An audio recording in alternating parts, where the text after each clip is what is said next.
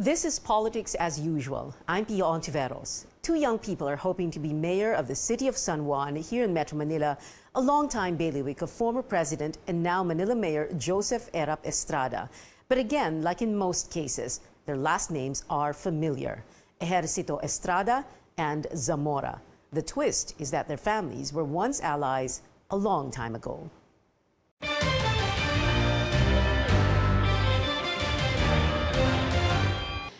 Former San Juan City Vice Mayor and Councilor Francis Zamora, welcome to the show. Thank you for being here. Hey, thank you for inviting me. You ran in the mayoralty race in 2016, correct? Yes. Losing to Gia Gomez by only 1,000 votes? Yes. And, you know, a lot of people, I'm sure, always say that if your last name is familiar, that's because you're the son of Ronaldo Zamora, a veteran politician, San Juan congressman, a majority leader of the House of Representatives about 2 decades ago.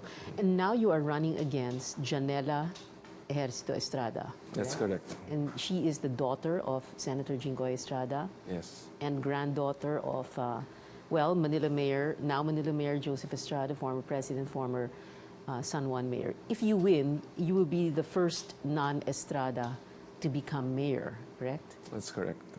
After who? It was a long line, right? Yes. Beginning with Erap? Yes. Started from President Erap, and then it was passed on to Senator Jinggoy Estrada, and then Senator J.V. Ejercito, and now Gia Gomez. Gia Gomez. Okay, so this is going to be a record of sorts. Now, however, your father and Erap were very good friends. Your father was executive secretary to him to former President Estrada when he was president, and they were on the same side for a very, very long time. When did the falling out start? Actually, it all started Independence Day. That's June 12, 2015.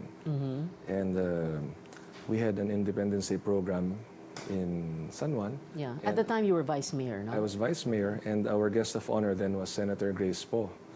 And during the program, my father and I, all of a sudden, were removed from the flow of the event. What I mean is, I was supposed to deliver the opening remarks as what I usually do as vice mayor, and then my father was supposed to deliver a message as well. But as congressman, congressman, and to our shock, we were removed from the program. There were only 5 people up on stage: myself, my father, Senator Grace Poe, Senator J.V. Ejercito, and Mayor Gia Gomez. And we felt something was wrong. And then during the evening,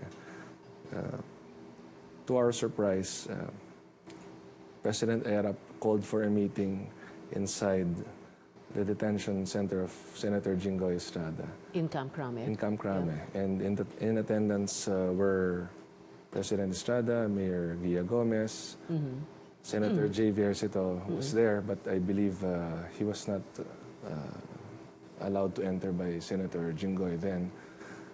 There were councilors, there were barangay captains, and a lot of people from San Juan.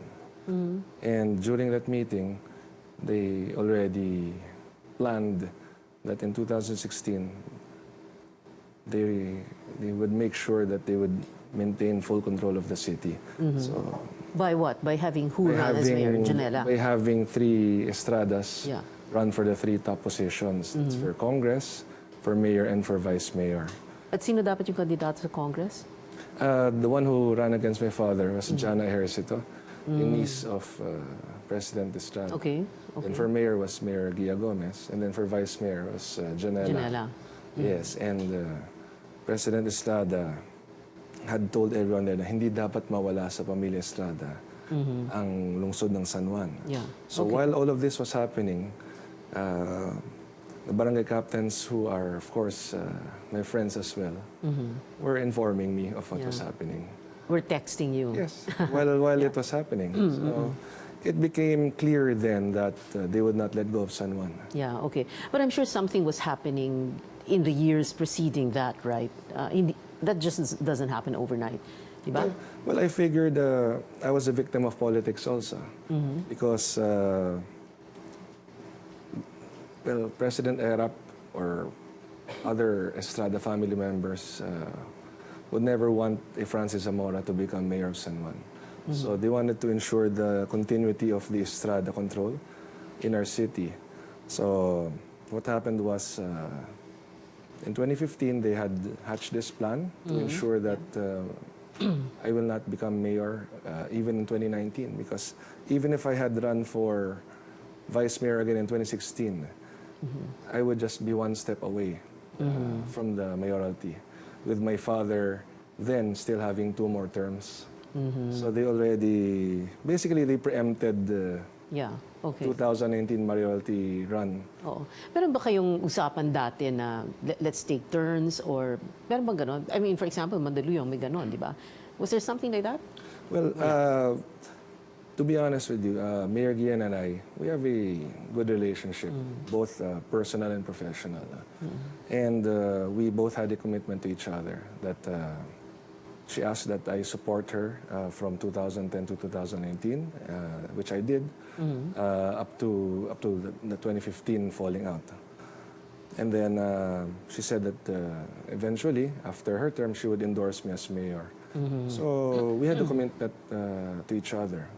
But I guess the reality is Mayor Gia is also under pressure from President Estrada, from Senator JV, from Senator Jingo. You know? So it's not just the mayor who decides. Right, there are external forces influencing her decision. Okay, so parang, well, I mean, given the complex family arrangement, you would Yes. understand that, no? So possibly if it was just Mayor Gia making the decision, maybe things would have been different. But the fact is, there are other factors. Okay. A lot of people always ask you this question, no? Wala bang utang na loob ang pamilya Zamora sa pamilya Estrada? And you have a very interesting answer. You always say that sila din naman, ay, ang utang na loob goes both ways. At sila din naman, meron din silang utang na loob sa pamilya ko. Because like you would explain, even if former President Estrada introduced your father to San Juan politics, your father and his brothers, notably Manny Zamora, a businessman, would fund their campaigns, right? That's true. And I guess for me, the basic question is, how much money did the Zamora family pour into the campaigns, plural campaigns, of the members of the Estrada family? I cannot give an exact figure. Billions na ba? I cannot give an exact figure, but the fact is, ever since President Estrada was mayor and then eventually senator, vice president, and president, my father and my uncle Manny Zamora, they were the ones funding and supporting President Estrada's campaigns.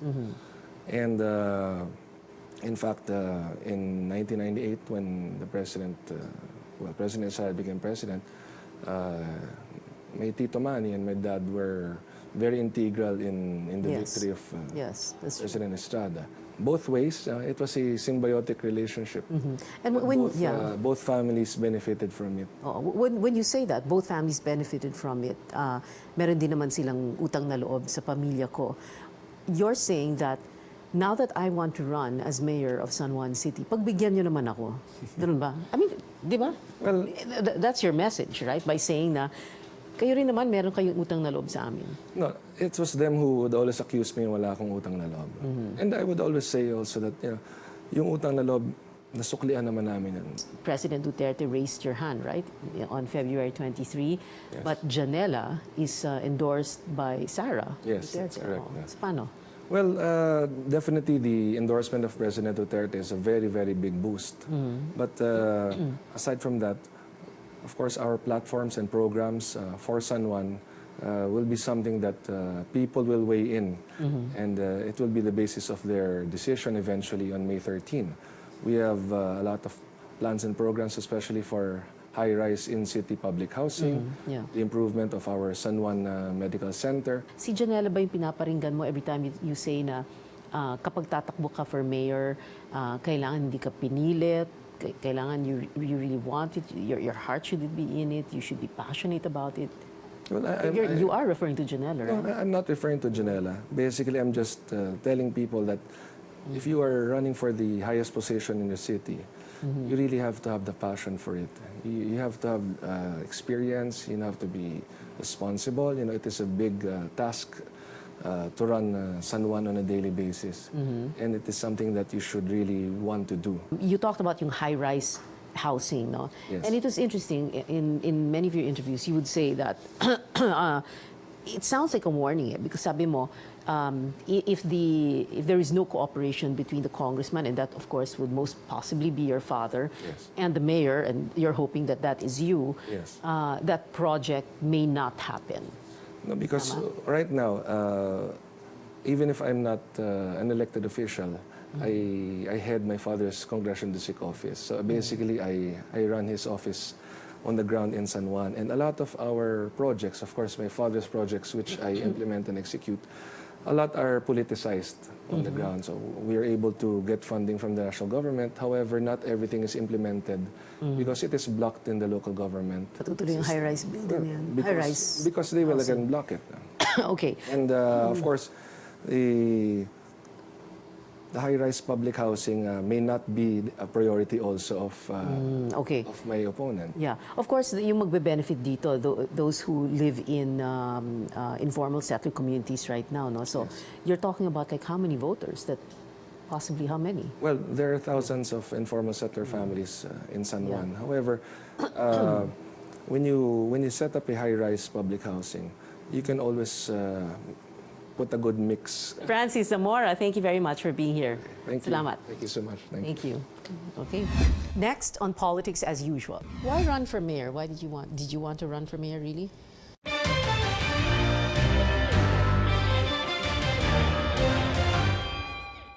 Vice Mayor of San Juan City, Janella Estrada. Thank you very much for being here, Janella. Thank you, Ate Pia. Ate Pia.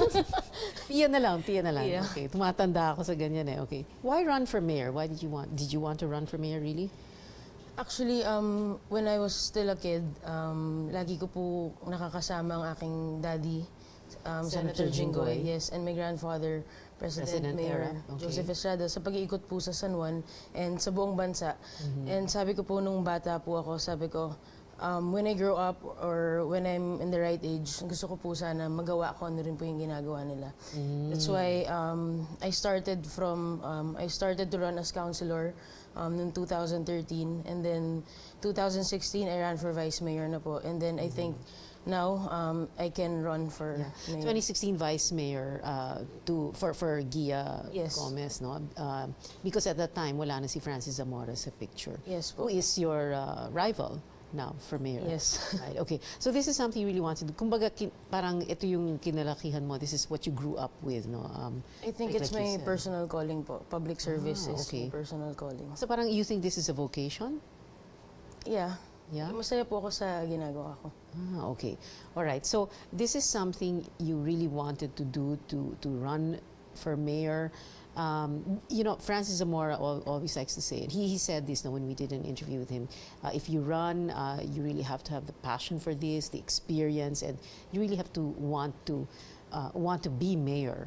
Do you think you fit the bill?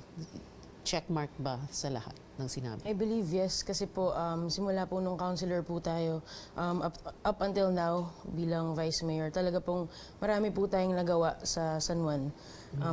Compared naman po sa aking opponent ngayon. 9 years po nag-serve ang aking kalaban ngayon sa politika. Ako po ay magfa 5 years and 9 months pa lang po. Pero sa loob po ng mga taon po na yon, makikita po ng ating mga kababayan kung sino po talaga yung nakatulong sa kanila. When you say nakatulong, like what did you do? What have you done for San Juan?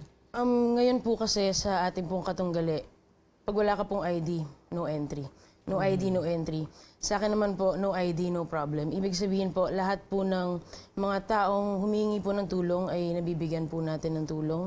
Kung ano pong mga kailangan po nila ay lagi po tayong andyan para po tumulong sa kanila. Kasi po yung sa ating pong katunggali, meron po silang binibigay na ID na kung wala ka po nito ay hindi ka po bibigyan ng tulong.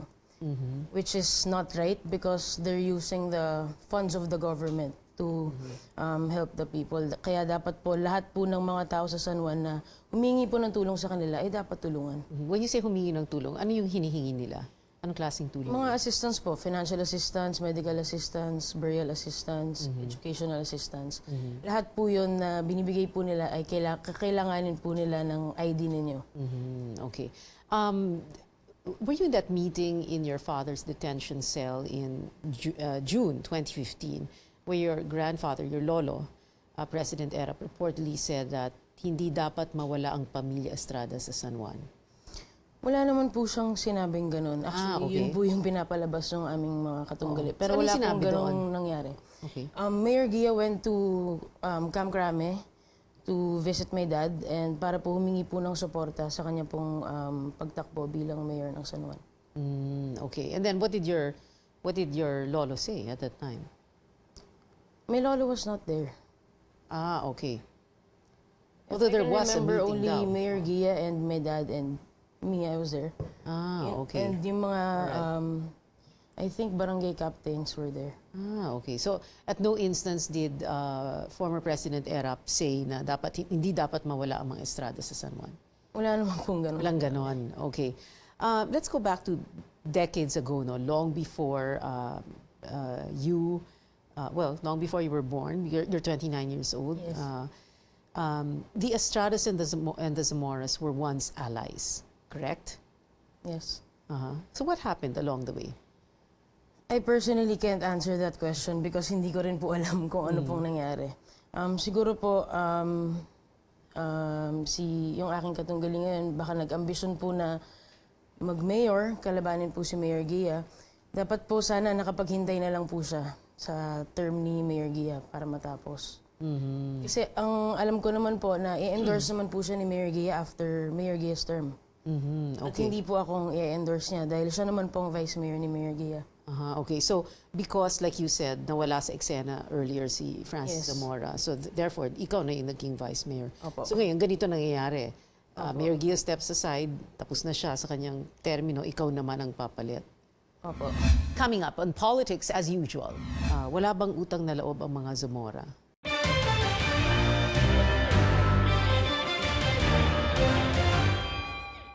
Wala bang utang na loob ang mga Zamora? Do you feel that way? Somehow, kasi po, ang nagpakilala po sa mga Zamora sa San Juan ay ang aking pong lolo. Kaya, siguro po, ganun na nga po. Okay. You know, the way Francis responded to that was, he said, it goes both ways. Na ang mga Zamora naman daw, tumulong financially sa mga kampanya ng lahat ng mga Estrada. We work hand in hand naman po with the Zamoras before. But yun nga po, gaya po ng sinabi ko kanina, siguro po, talagang may ambisyon po yung tao na gusto po kalabanin yung mga Estrada. Pero hindi nga po sila nagtagumpay nung last election. Okay. On February 23, President Duterte was reportedly said to have raised the hand, tinaas yung kamay ni Francis Zamora. A few days ago, on your Facebook page, you posted a photograph and video of the president raising your hand also. What was going on there? So the president the PDP Laban has two candidates for Mayor of San Juan? I think, I believe that the president supports my candidacy. Although hindi po akong kandidato ng PDP Laban, I was honored na surprisingly tinaas po niya yung kamay ko. Actually, ang totoong kwento po nito... ano ba talaga nangyari doon? Parang sa labas ng restaurant ba yun? Opo, Pinuntahan mo siya? he was in a restaurant in Wilson Street, San Juan. And then my dad was there also. So my dad was calling me. And then I was in Barangay St. Joseph giving awards to the sa mga nanalo po sa dance contest. So pagkita ko po ng phone ko, may mga 15 missed calls na ako from my dad. Pinapapunta po niya ako doon to give courtesy to the president bilang andun po siya sa San Juan. So as a vice mayor, I went there and I gave courtesy. And nabanggit po ni daddy na ako po yung tatakbong mayor sa San Juan. And then sabi po ni president sa akin, oh, halika dito, Janella, tataas ko kami mo. Surprisingly, tinaas po niya na hindi ko po talaga ina-expect. What do you promise to do for San Juan if you win? First of all, I will fix our public hospital, our San Juan San Juan Medical Center. Because ngayon po ay hindi pa po siya masyadong fully functional dahil hindi po kompleto ang ating mga equipments. Although when I sat as Vice Mayor, naumpisahan na po natin yung rehabilitate ng ating pong ospital. Siyempre po, yan po ay project ng City Government of San Juan. Didn't Francis Zamora also promise that? Isn't that one of his... Madali po kasi mag-promise pero mahirap pong gawin. What else? What other promises are you making? We will still continue what I have started sa ating pong laban sa illegal na droga. Yun po yung, actually, ang San Juan po ay naging best. San Juan's the model city of all cities in Metro Manila dahil po sa ating anti-drug campaign. Actually, I made a program for this. Lahat po ng ating surrenderies ay inilagay po natin sa isang programa. Ito pong rehabilitation sa barangay. Kung saan po nag-undergo sila ng 6 months rehabilitation. And po, meron po dyan spiritual, psychosocial, vocational, and physical. So you have a rehab center? No. Fully functional? We don't have a rehab center. That's why I made an alternative. It's community-based rehabilitation. Okay. So nasa kanilang mga bahay, Kanila pong mga barangay. Okay. Yeah, 6 months po yun. And then, ang ginawa ko po sa mga surrenderies natin, sa lahat po ng graduate doon po sa program na yun, na hindi na po nagpositibo sa drugs, ay pinasok po natin sa ating city government. Yun po yung panibagong pag-asa na binigay natin sa kanila na makapagtrabaho po. Okay, that's in the last 3 years, no? So has it been successful? Yes. I mean, in other words, walang recidivist, walang umuulit, walang bumabalik sa May mga dating... umuulit po, pero siguro mga 2%. And yun po ay binabalik po natin dun sa program natin. Okay. 2% of what number? We have almost 500 surrenderies and almost 300 of them are working in the city government. Why is this important for you? Kasi talagang, pag isang tao nalululun sa droga, hindi na po niya alam kung ano pong mangyayari sa kanyang kinabukasan. Kaya gusto po nating tulungan yung mga tao na yun dahil wala naman po iba nakatulong sa kanila kundi po kanilang mga sarili. Pinapaalam din po namin yun sa kanila. Kaya po tayo may ganitong klaseng programa na ibinibigay po sa kanila dahil yung mga ganyan pong tao na nalululun sa droga, hindi na po nila alam kung ano po yung ginagawa nila sa kanilang buhay. What will happen to San Juan if Francis Zamora wins? Another way to ask the question is, what will be so bad if you lose the election? Bukod sa mawawala ang Estrada sa San Juan. Yes. Ayoko lang po ipaubaya sa isang tao ang San Juan na hindi naman po niya kayang gampanan ang kanyang mga pangako. Yun po. At hindi ko po ipapaubaya ang San Juan sa isang tao na hindi po kaya tulungan ang lahat ng kanyang mga kababayan. Okay. I noticed that the color of your T-shirt is royal blue, and then there's the parang caricatures of you and your dad, no? On your chest of the T-shirt, but it's outlined in orange. The Estrada colors have always been orange, no? So why? Orange. Yeah, orange. Yeah. Why now royal blue and orange? Tinernuhan lang po kita. Hindi, orange and blue po talaga. Orange and royal yun ang blue. kulay ng show kasi red, yellow, blue. Oh. Orange and royal blue, but then, nung sinuot ko po yung orange kanina, medyo lumalabas po yung tiyan ko. Yun lang po talaga yung dahilan. Okay. Pero is there a specific other reasons for the choice of the colors? Or? No naman po. Wala naman. Okay. Final words from you, Janella Estrada. Nagpapasalamat po ako sa aking mga kababayan na patuloy pong nagtitiwala, sumusuporta at nagmamahal kay Janella Estrada sa inyong lingkod po. At umasa po kayo na patuloy po tayo magtatrabaho at maglilingkod po sa abot po ng ating makakaya. Maraming salamat po at sana po ay patuloy po ninyo akong suportahan sa laban po na kakaharapin natin ngayong May 13, 2019. San Juan Vice Mayor Janella Estrada, thank you very much for being here. Thank you. Salamat. Thank you po. As in any election, it's the voters who will choose between Janella Estrada and Francis Zamora. This is Politics as Usual. I'm Pio Ontiveros.